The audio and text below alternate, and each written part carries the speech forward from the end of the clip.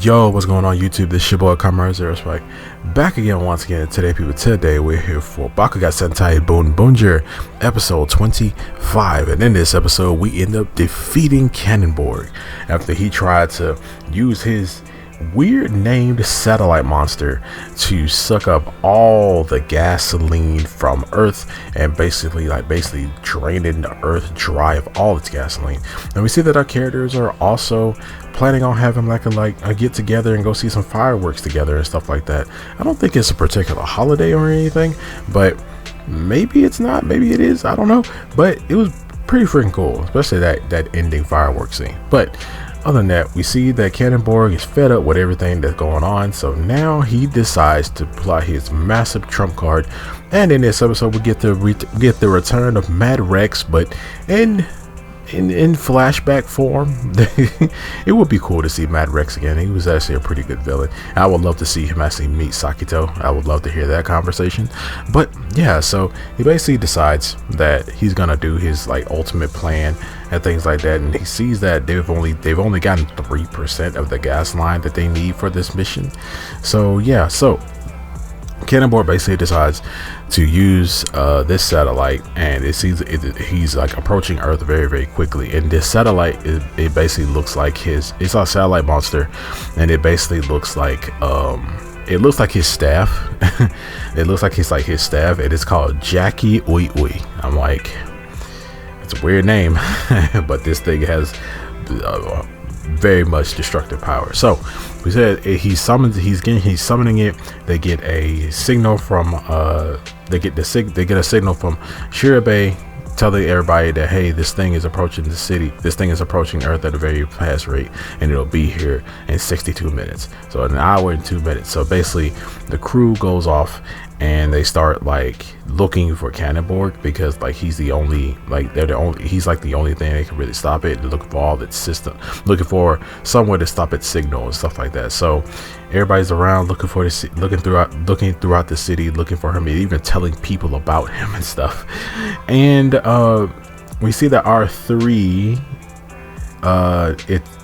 Natasha Yadukar and God, I forgot old boy's name, but they basically they're like, yeah, we don't want to follow King-Ohger anymore. They talking mad smack about him, saying that, yeah, you never do any fighting, you always stay in the background and do all these cheap tricks and stuff like that, and you're always making us go out and do stuff. And they basically they're agreeing with Yadukar at this point. And we always know that Yadukar never liked King-Ohger in the first place.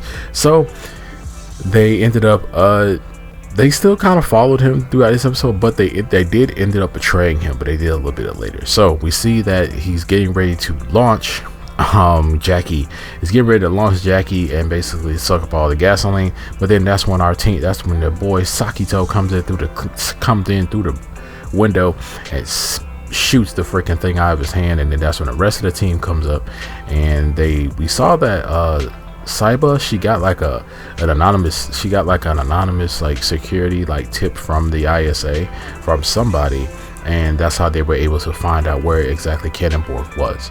So everybody hinges up and gets ready to fight King-Ohger. They start fighting him off, and he ends up modifying our Team Rocket crew here, and basically making them actually fight. We're actually seeing them fight the rest of the team. They can't control their bodies. He basically puts those satellite controller things that he put on this other monster. So they're fighting him, and he summons a bunch of the grunts to fight them as well. And while they're all fighting them, everybody Sakito is we see that King-Ohger leaves. He leaves to try and figure out a way to launch Jackie again, and that's when everybody kind of gives their weapon to Sakito, and Sakito actually goes after him. When Sakito goes after him, we get a 1v1 fight with King-Ohger and Sakito. We actually see that King-Ohger actually know how to fight. He modifies himself, and he ends up using he ends up summoning 2 dual swords on his hands.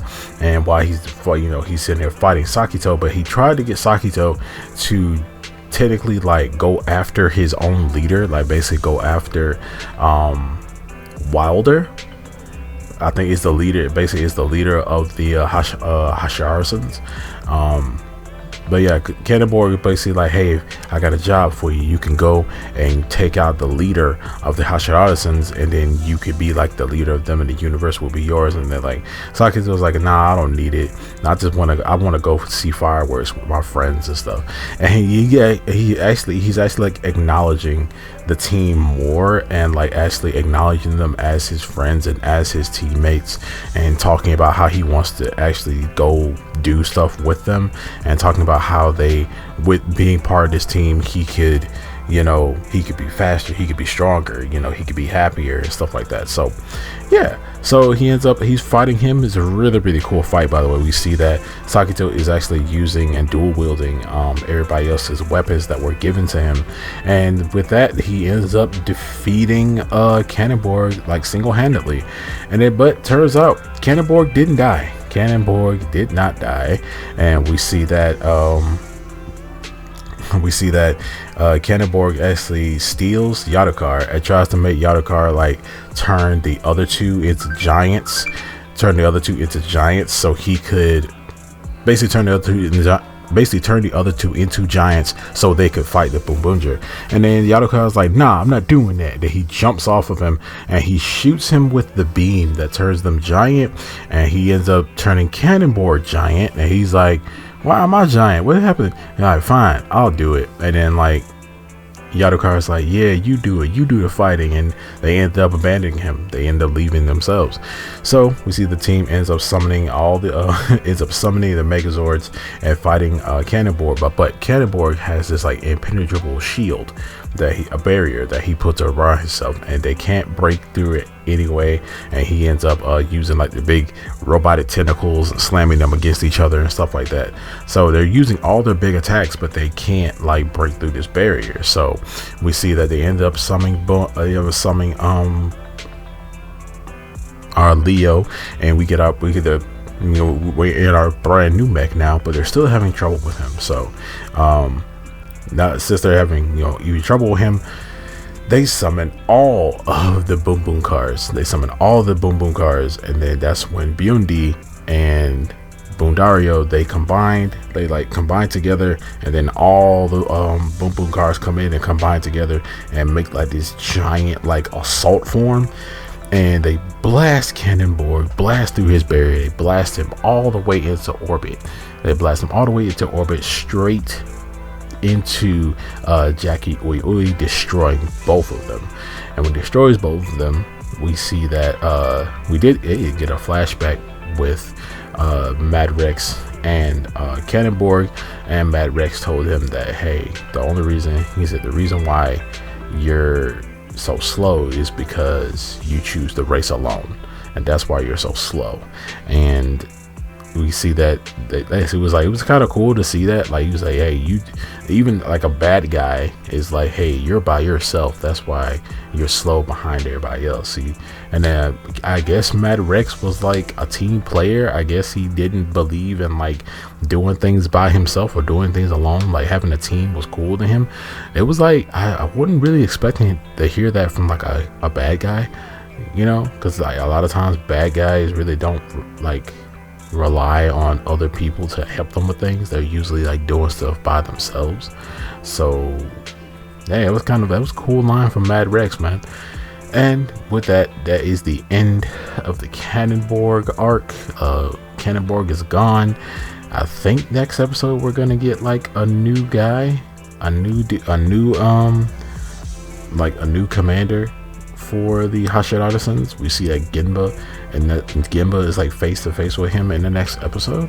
So hopefully, maybe like the way he looks, the way he looks just seems like he's gonna be like a new commander stuff. He's big too, but yeah, this episode is pretty cool. We see that at the end of the episode, everybody basically goes to the rooftop and starts eating food and watches the fireworks. We see the fireworks go off, and it was like all their helmets. That was actually pretty dope.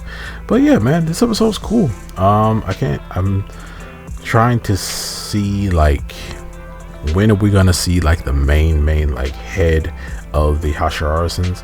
Like, we've gone through 2 commanders right now, so maybe after we go through like the 3rd one, we'll start to like get real like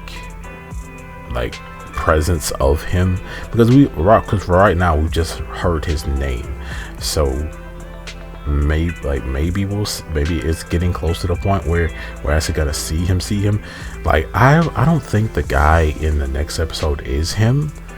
It just doesn't seem like it. I feel like he would, if we did see him, he would come in like this big bombastic kind of way, you know. But also it'd be a really big curveball to see if, like, Wilder is not like this big brooding, super intimidating dude. He's probably, what if he's like a really like thin looking, humanoid looking kind of like this like personality eccentric kind of guy, which would be kind of cool.